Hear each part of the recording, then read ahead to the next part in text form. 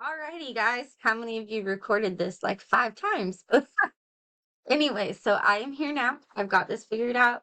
Pretty sure I know how to make it work. So this is my final presentation for our applied work. My name is Amanda Folger. Moving on. Let's see. Okay. So here's my table of contents. My pre-work is going to cover my topic of educational experiences for students with disabilities.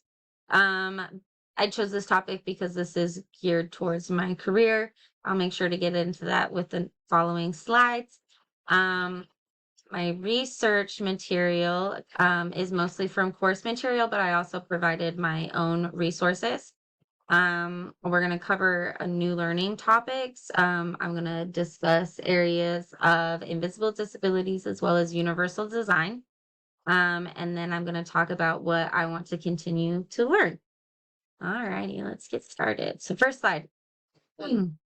My topic, as I stated, is on educational experiences for students with disabilities.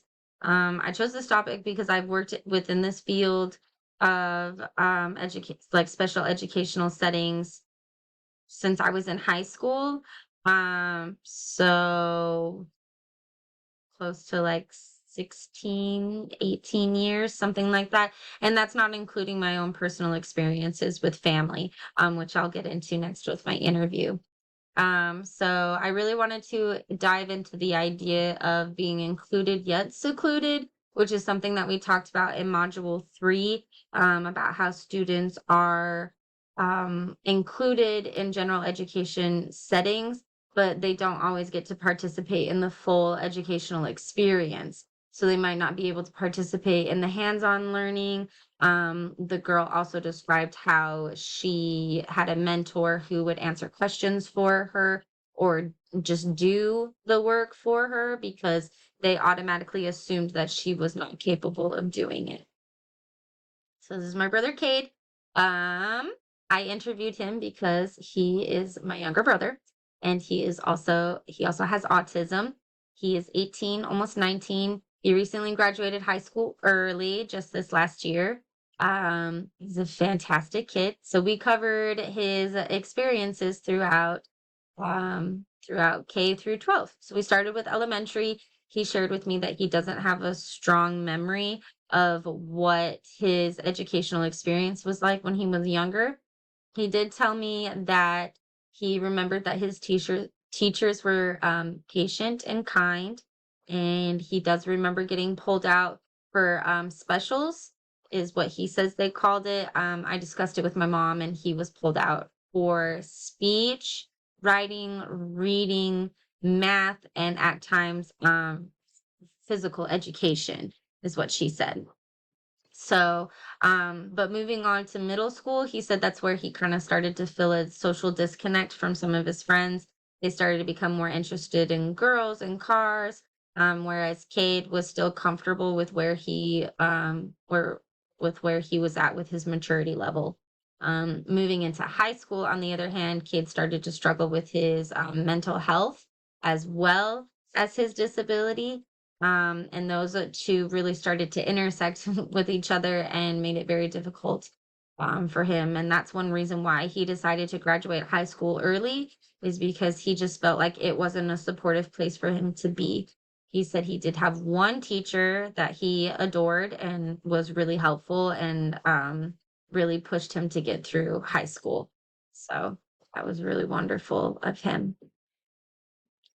So going on, I provided this resource from our course material about invisible disabilities. Because as I stated, if you were to talk to Cage, you really wouldn't know that he has autism, unless you were kind of aware of the mannerisms of those who have autism. Um, but you could probably carry on a 5-minute conversation and kind of just be like, not so sure. Right? So I wanted to cover that topic. As well as I wanted to know if Cade was in a different social class, if this would have made a difference. When we were younger, when I was younger and Cade was younger through the recession, my parents really struggled financially. And at the time, my mom stated that it was difficult for her to find resources that were affordable that she could provide for my brother. Luckily, there was a program through the elementary school, couple cities over, that were able to provide Cade with some awesome early intervention, which I think really played a part into, being able to fall into mainstream elementary school.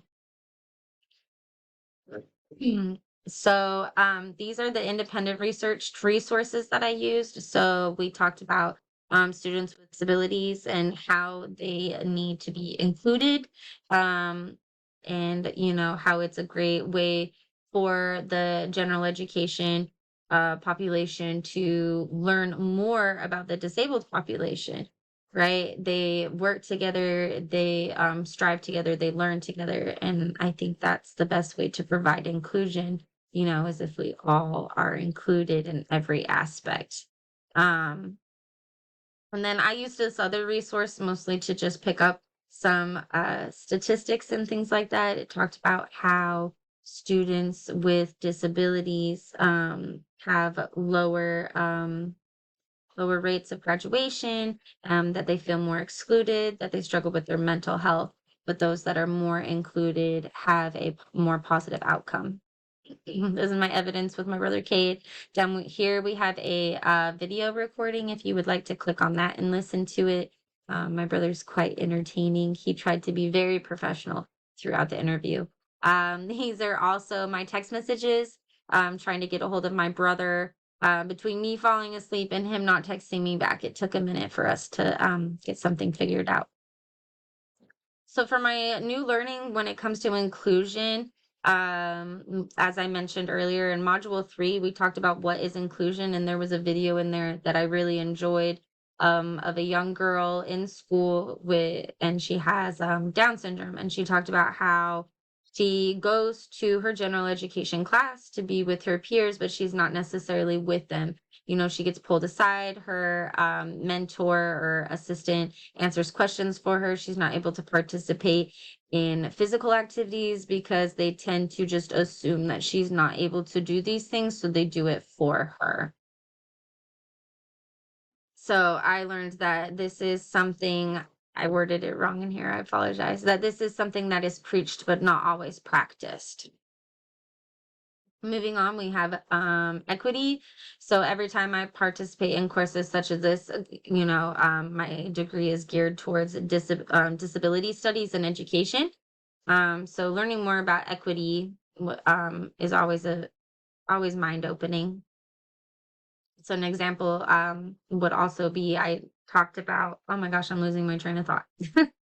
Intersectionality, and how intersectionality needs to be identified in order to provide equity for everyone. Paying attention to those intersectionalities, I can't say that word, and everybody's different identities can help us resolve all of those issues so that everybody can, gain what they need to gain. Access. So this is something that I learned more about, was the universal design. One thing was the curb dips for crossing the streets, and how it was originally designed for someone with a walking stick or a sightseeing stick, so that they could feel when the sidewalk dipped before crossing into a street. Now, as a mother, I really appreciate this because I have strollers. I also appreciate this because, since I do work with the population with disabilities, these types of ramps or dips are super helpful when you have someone who needs access with a wheelchair. I feel like I'm running out of time. Okay, so something I want to know now.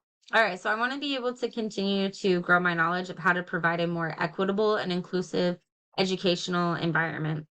Like I stated before, having more inclusion, so that general education students as well as special education students are more intertwined and able to work and learn together. So I want to continue to pursue my degree within disability studies, and I stuttered, and a minor in education. I also want to use my mentors at work. I currently help teach a school for adults with disabilities, and I think it provides a lot of real life experience. I also want to continue my own research into invisible disabilities, because this is something that has really piqued my interest with the last few courses that I have taken. All right. So, my question for my classmates is, from your own research, how do you feel that you may be able to contribute to educational settings around you in providing a more equitable and inclusive and diverse learning environment? When I say educational settings, I don't just mean schools with teachers. I'm talking about at work. If you are working with someone who has a disability, how are you able to better train them for that job? I work within a kitchen school where I teach students restaurant readiness and customer service, as well as serve safe lessons so that they can safely work with food in a restaurant. There are so many different educational settings, so many places that we can learn. So how can we provide equity for all, access for all to be able to learn in all of these different educational settings that we have? Um, Thank you so much for watching. I hope that you enjoyed, even though I struggled to get through this. I did it. So, here are my main references that I used for this, as well as those that were included through the slide. Anyways, I hope whoever watched this enjoyed, and I appreciate it. Thank you.